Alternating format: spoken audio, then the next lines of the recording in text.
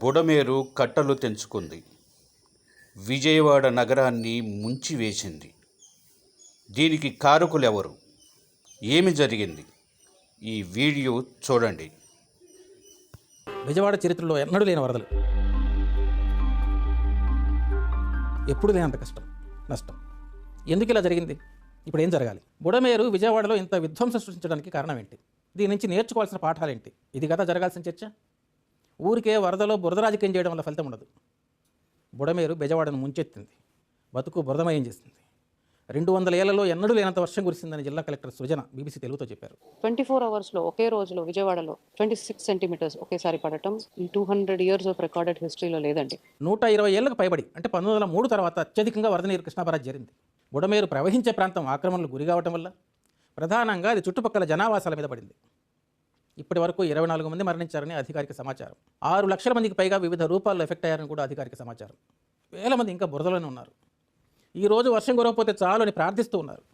మామూలు స్థాయి కష్టం కాదు అది. విజయవాడలో 64 వార్డులు ఉంటే అందులో 32 వార్డులు సగానికి సగం ఎఫెక్ట్ అయి ఉన్నాయి. ఆహారం, నీళ్లు ఎలాగోలా అందించే ఏర్పాట్లు చేస్తున్నారు చాలా వరకు. ప్రభుత్వంతో పాటుగా కొన్ని స్వచ్ఛంద సంస్థలు, కొన్ని పార్టీల కార్యకర్తలు కూడా ఈ సహాయ కార్యకలాపాల్లో పాల్పంచుకుంటున్నారు. హెలికాప్టర్స్, డ్రోన్స్ చాలా ఉపయోగిస్తున్నారు టెక్నాలజీని. ఇప్పుడైతే ఫైర్ ఇంజన్లతో నీరు కూడా తోడిపోసే ఏర్పాట్లు కొన్ని చేస్తున్నారు. నీళ్ళంతా బయటికి పోయి మనుషులంతా పూర్తిగా వాటి నుంచి బయటపడితే కానీ నష్టం తీవ్రత మనకు తెలియదు. ఈలోపు చాలా రకాలైన వార్తలు, చాలా రకాలైన ఇమేజీలు, ఫోటోలు, వీడియోలు, చాలా రకాలైన ప్రచారాలు జరుగుతూ ఉంటాయి. అటు ఇటు రాజకీయపరమైన నేరేటివ్స్లో భాగంగా కూడా ప్రచారాలు జరుగుతూ ఉంటాయి. నీళ్ళలోనే నానుతున్న వారి కాలకృత్యాల పరిస్థితి ఏంటి ఆలోచించండి. రేపు కలరా, డెంగీ, మలేరియా, టైఫాయిడ్ లాంటివి విజృంభించే అవకాశం ఉంది. కట్టుబట్టలతో మిగిలిన చిన్న సన్న జీవితాల బతుకు దుర్భరం అవుతుంది. నష్టం మాటలకు అందనిది. కాబట్టి ప్రస్తుతం దృష్టి పెట్టాల్సింది బాధితులను, అందులోనూ సర్వం కోల్పోయిన వారిని ఆదుకోవడంలో, ఆరోగ్య ఎమర్జెన్సీ రాకుండా నివారించడంలో. ఆ తర్వాత ఎందుకు ఇలా జరిగింది, భవిష్యత్తులో ఇట్లా జరగకుండా ఏ చర్యలు తీసుకోవాలి, అది ఉంటుంది. ఒకటి తక్షణమైనది, రెండోది దీర్ఘకాలికమైనది. వాస్తవానికైతే బుడమేరు వరద తీవ్రత కొత్తదే కానీ వరద అయితే కొత్తదేమి కాదు. గతంలో కూడా వరదలు ఉన్నాయి, అధ్యయనాలు ఉన్నాయి. కృష్ణలేకి డైవర్షన్ ఛానళ్ళ ఏర్పాట్లు ఉన్నాయి. వాటి సామర్థ్యాన్ని పెంచడం మీద చర్చలు ఉన్నాయి, ప్రయత్నాలు ఉన్నాయి. అదొక ప్రక్రియ నడుస్తూనే ఉంది. అంటే ప్రభుత్వాల దృష్టి గతంలోనే దీనిపై ఉన్నది, ప్రయత్నాలు ఉన్నాయి. అయితే ఇప్పుడు వచ్చిన వర్షానికి, వరదకు ఆ ఛానల్ ఏమాత్రం సరిపోలేదు. ఇంత భారీ వర్షానికి సంబంధించిన అలర్ట్స్ ఉన్నాయా, యంత్రాంగం దానికి సన్నద్ధంగా ఉన్నదా లాంటి సందేహాలు కూడా ఉండనే ఉన్నాయి. బుడమేరు విజయవాడ అప్లాంటి ప్రాంతాలు, ముఖ్యంగా విజయవాడ రూరల్, గన్నవరం, గుడివాడల మీదుగా ప్రవహించి కొల్లేరులో కలుస్తుంది. రూరల్ అంటున్నాం కానీ అదేమి ఇప్పుడు రూరల్ లాగా ఒక విడిగా ఏం లేదు, అంతా కలిసిపోయి కనిపించే ప్రాంతాలు అవి. అదిగో అట్లా బుడమేరు ప్రవహించి కైకలూరు మండలం దగ్గర, ఇలపర్రు దగ్గర కొల్లేరులో కలుస్తుంది.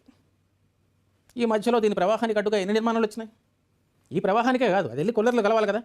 కొల్లేరు ఆక్రమణ ఎంత జరిగింది? ఎన్ని అధ్యయనాలు ఉన్నాయి, ఎన్జీటీ అధ్యయనాలు ఉన్నాయి, గవర్నమెంట్ రిపోర్ట్స్ ఉన్నాయి, కమిటీలు ఉన్నాయి. అంతకుముందు కూడా ఇక్కడ నిర్మాణాలు ఉండొచ్చు. కానీ 2000 తర్వాత విపరీతంగా నిర్మాణాలు వచ్చేస్తాయని అక్కడ వారు చెప్తున్నారు, ఇంజనీర్లు చెప్తున్నారు, కొంతమంది అధికారులు చెప్తున్నారు. ఆక్రమణలు భారీగా ఉన్నాయని స్వయంగా కృష్ణా జిల్లా కలెక్టర్ సృజన చెప్పి ఉన్నారు. 200 మీటర్ల దాకా ఉండాల్సిన ఛానల్ చివరికి 20 మీటర్లు కుచించుకుపోయిందని కూడా అవి చెప్పిన్నారు.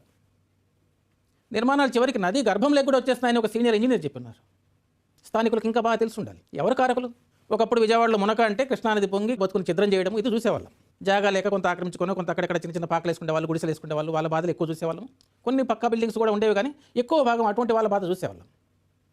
ఇప్పుడేమో ఆ కృష్ణలంక చుట్టూతా, కృష్ణ చుట్టూతా రిటైనింగ్ వాల్ ఒకటి ఏర్పాటు చేస్తున్నారు, కొంతమేర నష్టం తగ్గింది. ఇప్పుడు ప్రధానంగా బుడమేరు పొంగింది. పొంగితే ఎక్కడికి పోతుంది? పక్కనే ఉన్న లోతట్టు ప్రాంతం అజిత్ సింగ్ నగరం, రాజరాజేశ్వరపేట ప్రాంతాలు, ఆ చుట్టుపక్కల ఆ ప్రాంతాలు, ఆయా ప్రాంతాల్లో సృష్టించిన విధ్వంసం ఎక్కువగా ఉంది. ఓవైపు ఏమో కృష్ణలో కలిసే డైవర్షన్ ఛానళ్ళు, దాని సామర్థ్యం సరిపోలేదు, దాన్ని పెంచాల్సినంత పెంచారో లేదో తెలియదు. మరోవైపునేమో బుడమేరు గండి, ఇంకోవైపున నీరు పోవడానికి జాగా లేదు. అది పోయే ప్రాంతాలన్నిటి కూడా బిల్డింగ్స్ వచ్చున్నాయి. ఇంకా చెప్పాలంటే ఎక్కడ దాకా కొల్లేరు మీద కూడా చాలా ఆక్రమణలు ఉన్నాయి. ఇంతకీ బుడమేరు మీద నిర్మాణాలని ఎవరు అనుమతించినట్టు? ఏం కాదు సార్, ఎప్పుడో కదా వరద వచ్చేది, అంత వస్తే చూసుకోవచ్చు అని ఎవరో చెప్తారు.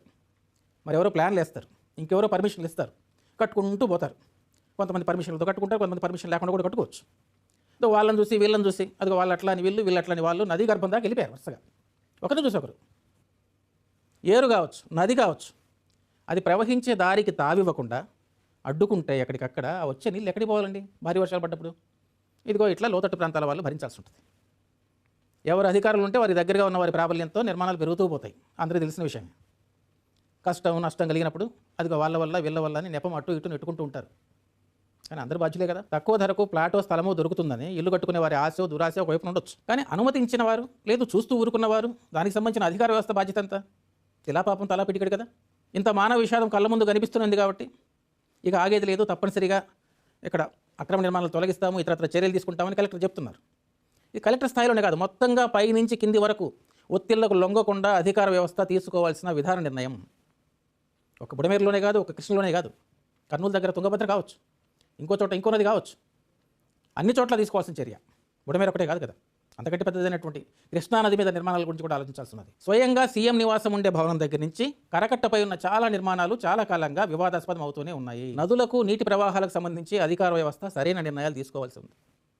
ఎప్పుడో ఒకసారి ముప్పు వచ్చినప్పుడు తక్షణం అందరి దృష్టి ఉంటుంది కాబట్టి అప్పుడు చర్చించి ఆ తర్వాత జనం మర్చిపోతారులే అని రాజీ పడితే ఆ తర్వాత మళ్ళీ బాధపడేది జనమే. వాగు, డొంక, కొండ, కోన అని మాట ఉంది కదండి తెలుగులో. అవన్నీ ఒకదాంతో ఒకటి అనుబంధంలో ఉండేవి, ముడిపడి ఉండేవి. వాటి స్పేస్ వాటికి ఇస్తే నష్టం చాలా వరకు తగ్గిపోతుంది, వాటి దారి చూసుకుంటాయి. ఆ స్పేస్ను ఆక్రమిస్తే జరిగే నష్టం అంతులేనిది. అది ఖమ్మంలో మున్నేరైనా, విజయవాడలో బుడమేరైనా. ఇప్పుడు విజయవాడలో చూస్తున్న విలయం ప్రధానంగా బుడమేరది, కృష్ణాది కాదు. బుడమేరు మామూలుగా ఏరే, వాగే. కానీ వాన వచ్చినప్పుడు, భారీ వర్షం వచ్చినప్పుడు, వరద వచ్చినప్పుడు అది నదిగా, మహానదిగా కూడా కనిపిస్తుంది. గతంలో భారీ వర్షము, వరదలు అంటే ప్రధానంగా పంట నష్టాలు, అక్కడక్కడ కొంత ప్రాణ నష్టం చూసేవాళ్ళం. ఏవో మరీ భారీ వర్షాలు, మరీ భారీ విలయాలు అవి మినహాయిస్తే జనరల్గా అటువంటి ట్రెండ్ ఒకటి చూసేవాళ్ళం. ఇటీవలి కాలంలో ముఖ్యంగా నగరాల విషాదం చూస్తున్నాం. అప్పట్లో అందరికీ గుర్తుండే ఉండాలి, కర్నూలు విలయం చూస్తున్నాం, ముంబై చూస్తున్నాం, చెన్నై చూస్తున్నాం, బెంగళూరు చూస్తున్నాం, అప్పుడప్పుడు హైదరాబాద్ కాలనీస్ చూస్తూనే ఉంటాం. ఇప్పుడు విజయవాడది మరీ పెద్ద స్కేల్. సగం నగరం మునిగింది, సగం మందికి పైగా ఇబ్బంది పడుతున్నారు. అడ్డు ఆపులేని నగరీకరణను ఎవరు అడ్డుకోలేకపోవచ్చు, అది అనివార్యం కూడా కావచ్చు, మోడర్నైజేషన్లో భాగం కావచ్చు. చదువుల కోసమో ఉపాధి కోసమో అందరూ నగరాలు చేరుకుంటున్నారు. నగరాలు అట్లా క్రమేపీ పెరిగిపోతున్నాయి. కానీ ఆ పెరుగుదలకు సరిపడా అర్బన్ ప్లానింగ్ ఉంటుందా? ఇది చాలా పెద్ద ప్రశ్న. ప్రకృతికి సంబంధించిన, ఎన్విరాన్మెంటల్ ప్రొటెక్షన్ సంబంధించిన విధానాలు పకడ్బందీగా అమలు చేస్తున్నామా? విధానాలు ఉన్నాయి, చట్టాలు ఉన్నాయి, నిబంధనలు ఉన్నాయి, అమలు చేస్తున్నామా? ఆలోచించుకోవాల్సిన ప్రశ్న. అభివృద్ధికి ప్రకృతి పరిరక్షణకు మధ్యలో ఉండాల్సిన సమతుల్యతని ఆలోచిస్తున్నామా? ఆలోచించుకోవాల్సిన ప్రశ్న. ప్రకృతి ఏ కొంచెం ప్రకోపించిన నగరాలు చిగురుటాకుల్లాగా వణికిపోతున్నాయి. ఇవాళ జీవితం స్టాండ్ స్టిల్ అవుతుంది. మొత్తంగానే వ్యవస్థ ఆలోచించాల్సిన విషయం. మన అర్బన్ ప్లానింగ్ ఎంత పటిష్టంగా ఉందో ప్రశ్నార్థకం. అట్లాగే ప్రకృతితో మనిషి సంబంధం కూడా. నీరు ఎంత ప్రాణావసరమో అది విరుచుకుపడినప్పుడు అంత ప్రాణాంతకం కూడా కాగలదు. ఖమ్మంలో చూడలే మున్నేరు ఎంత విషాదం మిగిల్చిందో. ఎక్కడైనా అంతే. వాగులు, వంకలు, డొంకలు ఇట్లాంటి వాటిని కాపాడుకోకపోతే, వాటి మానన వాటిని వదిలేయకుండా టెక్నాలజీ ఉంది కదా, సిమెంట్ ఉంది కదా అని ప్రవాహ మార్గంలో అడ్డుగా ఎక్కడంటే అక్కడ నిర్మాణాలు కట్టుకుంటూ పోతే విలయం ఇట్లాగే ఉంటుంది. బుడమేరు నేర్పుతున్న పాఠం ఇది. ఒక చిన్న ఏరు మొత్తం భారతావనికి నేర్పుతున్న పాఠం ఇది. ఒక విజయవాడకే కాదు. ఇప్పటికిప్పుడు ప్రమాద వైరాగ్యంలాగా మాట్లాడే మాటలేనా, లేక ప్రభుత్వాలు నిజంగానే గట్టి దీర్ఘకాలిక చర్యలు తీసుకుంటాయా? ఒత్తిడికి లొంగకుండా పర్యావరణాన్ని పరీక్షించే చర్యలు తీసుకుంటాయా? నదులకు, వాగులు అడ్డుపడకుండా నిర్మాణాలు తొలగించి వాటి దారిలో వాటిని వెళ్ళేట్టుగా ఏర్పాట్లు చేస్తాయా? ఇవన్నీ కూడా ఆలోచించాల్సిన ప్రశ్న ఉన్నాయి.